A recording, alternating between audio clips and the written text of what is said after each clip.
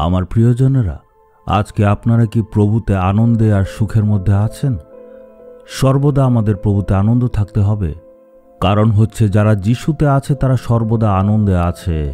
আজ ঈশ্বর আপনাকে বলছেন, আমার ছেলে, আমার মেয়ে, কেন চিন্তা করো? যেহেতু আমি তোমাদের সঙ্গে আছি, তোমাদের দুঃখী হওয়ার কোনো দরকারই নেই, আনন্দে থাকো। ঈশ্বর বলছেন, তোমার সকল চিন্তা আমার কাছে রেখে যাও, আমি সব দেখে নেব। একজন বাবা যেমন তার সন্তানের সঙ্গে থাকে, আমিও তেমনভাবে থাকব। আমি তোমার জন্য ক্রুশের উপর সকল দুঃখ সহ্য করে নিলাম। তুমি কখনো চিন্তিত থাকবে না, মনের মধ্যে বোঝা নিয়ে ঘোরাঘুরি করবে না। ঈশ্বর বলছেন, আমি সব সময় তোমাদের সঙ্গে আছি।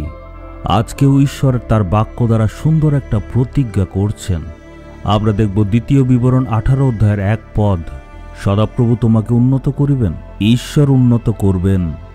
পড়াশোনা যদি করছেন, সেখানে আপনার উন্নতি হবে। আপনার কাজের স্থানে আপনার উন্নতি হবে। যদি আপনি ব্যবসায়ী হন, সেখানে আপনার উন্নতি হবে। আপনার সেবা কাজেও আপনার উন্নতি হবে। ঈশ্বরের ইচ্ছা কি?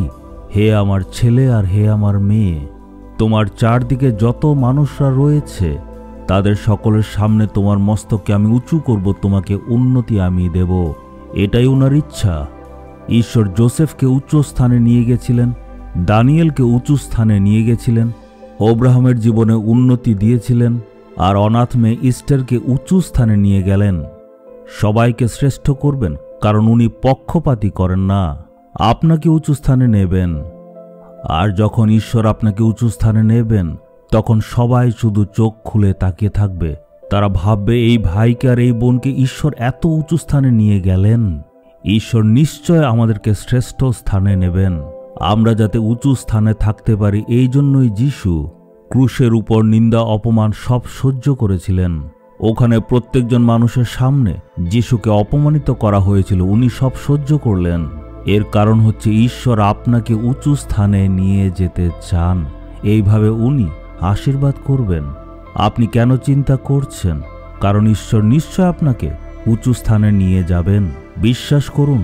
আজকে আমরা প্রভুকে বলবো, প্রভু, আপনি আমাদেরকে এত প্রেম করেন। আমি সম্পূর্ণভাবে বিশ্বাস করে আর মনে আশা রাখছি আপনি আমাকে একটা উঁচু স্থানে নিয়ে যাবেন।